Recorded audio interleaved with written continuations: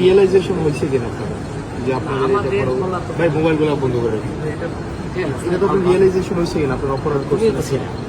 আমরা তো ছিলাম বলতে স্যার, আমরা তো আপনারা অপরাধ করছেন যে ছাত্রলীগ নির্যাতন নিপীড়ন করছে, আপনারা এগুলার ইন্ধন দিচ্ছেন, এগুলা নিয়ে স্যার আপনার অনুতপ্ত কিনা স্যার? তোমার এই কথাগুলো কেমন না আসলে? কেমন না স্যার? আপনি তুমিও তো আমাদের মধ্যে না, আমি আপনাদের মধ্যে ছিলাম না, আমি আপনাদের বিরোধিতা করছি স্যার। না, আমি আপনার বিরোধিতা করছি। আপনি আমার জঙ্গি ট্যাগ দিয়েছিলেন ওই ইয়াতে রেস্টা বিল্ডিং এ, আপনি বলছিলেন আমি জঙ্গি। তুমি জঙ্গি? আপনি আমি এটা বলছিলেন স্যার। এবং না স্যার, বিশ্ববিদ্যালয় স্যার আপনাকে সাক্ষী রেখে ছাত্রলীগ নির্যাতন নিপীড়ন করছে, তখন আপনারা কিছুই বলেন না।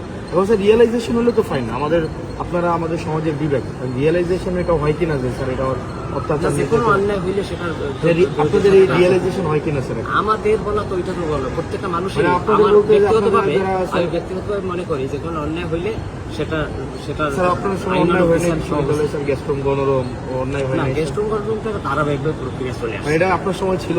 না, আমার সময় ছিল, কিন্তু আমার কিন্তু উদ্যোগগুলো আমারই নেওয়া ছিল। তো জানেন স্যার নিরসনের না হাসনাত, এটাও তুমি জাতি হিসাবে আপনাদের লেখা পড়ার তারপরে হচ্ছে কাজের মধ্যে এই জিনিসগুলো আসা উচিত, রিফ্লেকশন হওয়া এটাও উচিত। তুমি স্বীকার করবা যে পদক্ষেপগুলো সেগুলো কিন্তু আমি নিয়েছিলাম, এটাও না ওই অর্থে না স্যার, আপনারা সবসময় ডিনাই করছেন।